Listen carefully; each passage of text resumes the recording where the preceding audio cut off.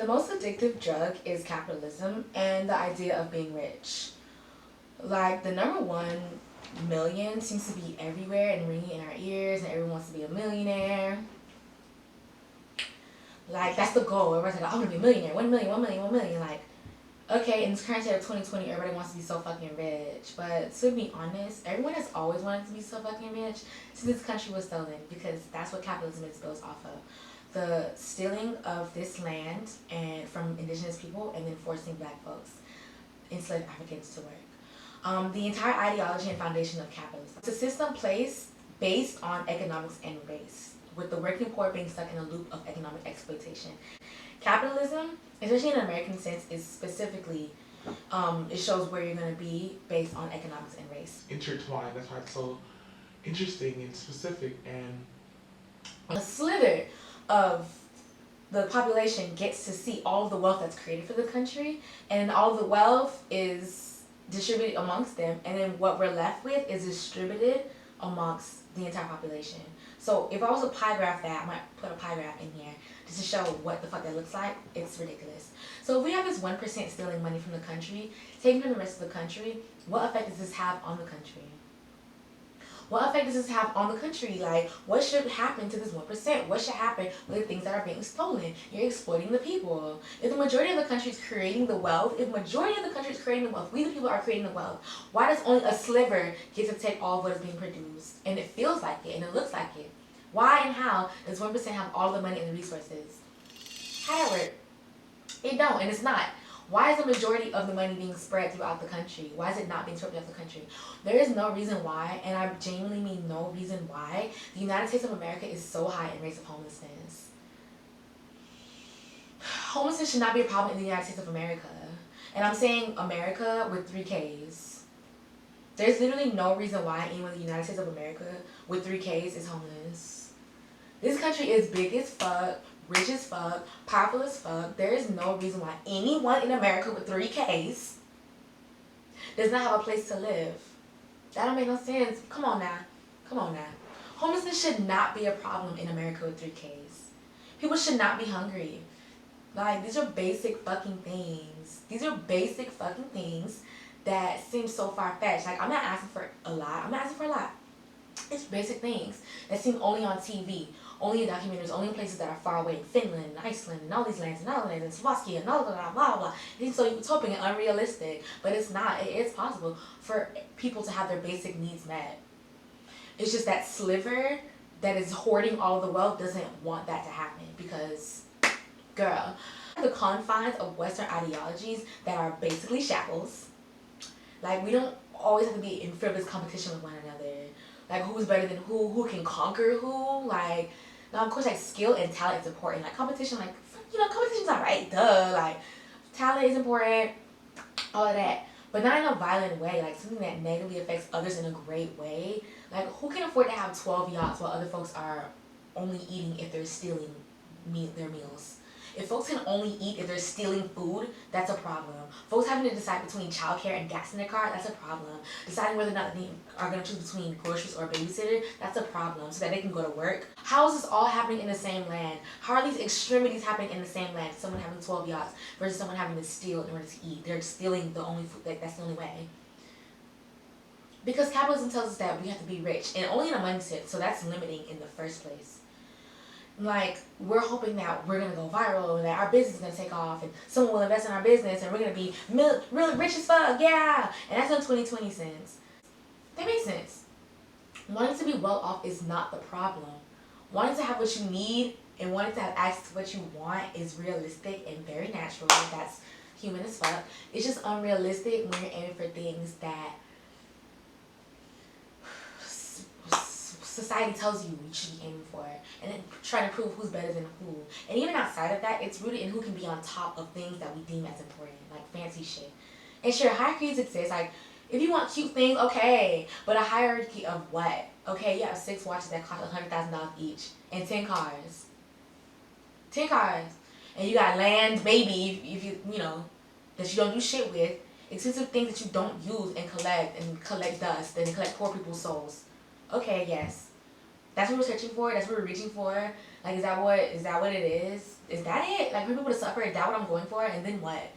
And then what? It just makes me feel like if there were two options on the table, like, if you could be rich for the rest of your life, good, you all right, you straight, and that means your family might be good, because we already know just because you're good doesn't mean your family's gonna get all of that.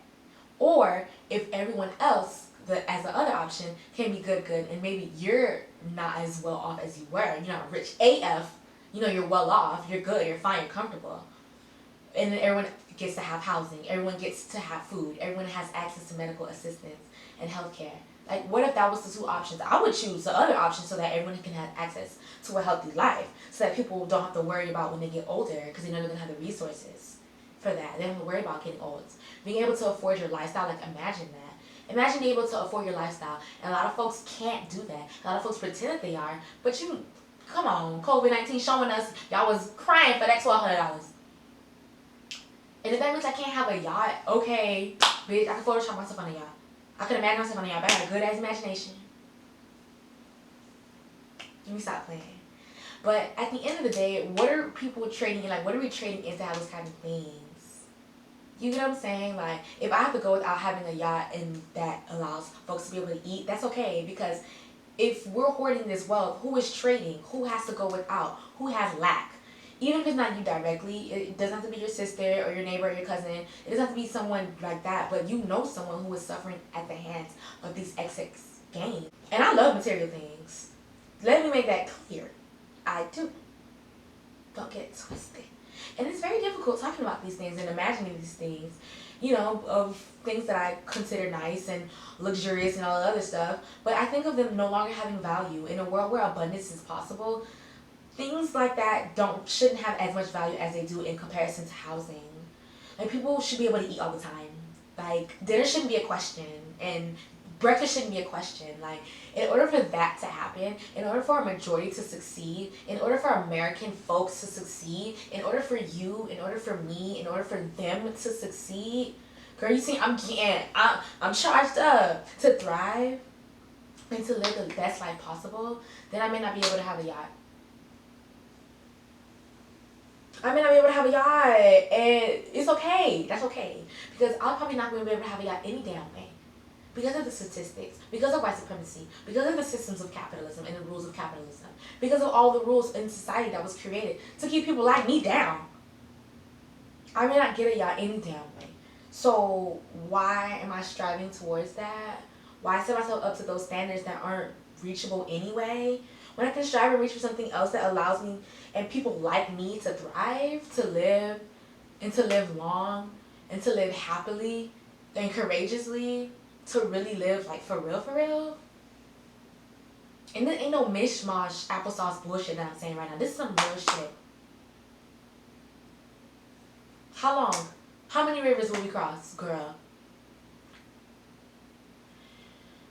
And then even then, like, okay, you become a millionaire, right? We were become a millionaire, and what did you sacrifice? You're fucking exhausted. If you look like me, if you came from a background that I came from, if you didn't come from generational wealth, then you became a millionaire, all of that, and you became a millionaire, bitch, you are fucking exhausted. You screwed over tons of people. A lot of people don't like your ass. Or a lot of people do like your ass, and then it's like, at what cost? What kind of people like you? Who are the people that you are now surrounded by, you rubbing shoulders with, and now you have this, like, this status, like, who are you hanging around? Like, now all of a sudden the morals are different, the norms are different. Things that you wouldn't have allowed to go on, you're allowing these things to go on because you're a millionaire now, you got status now, or not even a millionaire, whatever, you making 6 figures, whatever. Only a certain amount of people have that kind of money and extreme hordes of wealth. There's a small slither, like slither. And if you're hanging out with people in this slither that have that kind of money, then they're gonna look a certain kind of way. They're gonna act a certain kind of way. They're gonna do different things. I think about Harvey Weinstein as, because that's the way that they go. Like, you're in a different class system. You're in a different caste system. Okay? I'm striving for a healthy and abundant life, girl. I ain't trying to be around all these people that be weird and the strange shit, bitch. Hell nah. And I'm not saying that I'm trying to go without so that someone could be well off and way better off than I am. That's not what I'm saying. I'm not saying step on my back so that you can get ahead of me and be doing better than me in life and use me as a tool so you can get all the success possible for yourself and I'm just gonna be here and just be a martyr. No. I'm not saying that I want to suffer. No. In the name of revolution. No. I want success for myself too. I want to live a good life. Because, that's what I'm saying. I'm not saying I want to suffer. That's not what the fuck I'm saying. What I'm saying is, the energy that goes into striving towards a life that the white man says is the goal, or what the white man says is success, or what happiness is, and that's saying all of that energy can be put towards something that is more tangible and attainable for the people. Something that benefits the people wholly, genuinely, for a full life. Okay? Because me buying y'all ain't helping me, to be honest, or anybody else. Bitch. While everyone may not choose and agree with anti-capitalist rhetoric, I know everybody might be like, girl, what the fuck that? I want to have my own business. I want to get my own money. True. And do that. And I'm not saying not to do that, because when we out here, we still out here in a capitalist society now. Okay? Trying to get our money up and trying to live the best life possible now. While we're under the thumb, we still under the thumb of the soul-sucking machine of capitalism, girl. So I understand that, girl. And I'm not going to suffer in the name of such and such. I will struggle with you to find options and tools of success and strategies, but I am not going to suffer in the name of such and such. It takes a village, boo. That's what the fuck I'm saying. We can live good lives. We can live healthy lives. We can live abundant lives. And I ask that you imagine, like, yourself being forced to live somewhere that you don't want to be. Maybe you're like exiled somewhere, let's just say. Like you're exiled. And I'm specifically thinking about the people, my folks inside doing time somewhere that they don't want to be. Folks in the hospital that are in there that don't want to be there, During those times where morals and values and ethics really matter, like, and these moments when you have human to human interactions, when you're depending on another person to determine your quality of life. Like, what are the things that really matter? If you're exiled, what are the things that really matter if you're exiled and it's not a Gucci belt? What are the things that really matter when you try super, super hard to get out of a place that you're uncomfortable with and you cannot get out of that place? That's when the small things really matter. Like, that's when the small things really matter to enhance your quality of life. And when you think about those things, separate them. Like, the thing that enhances your quality of life, like shelter, food, water, being able to depend on someone, interdependency. Compare that to capitalism and see how that's so different from the ideals that capitalism invests in us. And how it doesn't really match well under the system of white supremacy and capitalism. It don't go well. Think about the small things that matter. It's hard to think about those small things that matter. Maybe even think about how difficult it was to possibly think about the small things that matter because we're so drowned in capitalism. And other things. I don't even want to say material things because sometimes material things are needs. But I ask that you think about those things that really matter when you don't really have much of anything else. If you're exiled or you're in a place that you don't want to be. And I also just want to raise that if you are possibly in a scenario of being exiled, or if you're not, if you had to think about that as an imagination, as a scenario, as something that, wow, let me think about it. If possibly I was... Because there are people who are homeless in a homeless shelter. There are people who are in dangerous situations because of finances. There are people who are in prison. There are people who are in hospitals. There are people in institutions, in ICE institutions. If you, don't qualify of those, and there's more and more, that just shows the privilege that we have because it's nothing but an imagination, nothing but a thought. The things that really matter. There are folks who don't have to think about being somewhere they don't want to be because they are somewhere they do not want to be. And even in that, we have to pause and reflect and rethink and revise and relearn and relove and then try that shit again. It ain't right. The system is...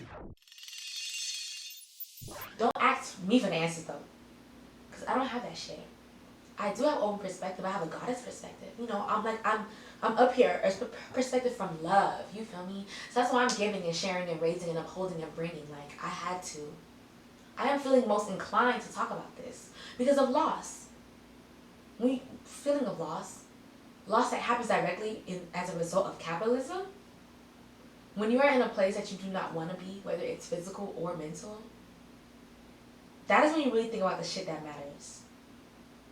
That's when you really have introspection, and it takes a huge toll on you, the introspection, because you have to think but imagination and time and possibilities. I am saying this in a place that is genuine and passionate, in remembrance of Cleo Calliope, a non-binary person that was my friend, that was let down by systems that is supposed to protect us and supposed to protect them. And they're pretending that they're doing a good job. They're putting band-aids on sinking ships. We need a new ship. We need a new means of transportation. It's not working. It's sinking. I'm tired of my people suffering. I am tired of people on the margins suffering. Suffer no more. Suffer no more.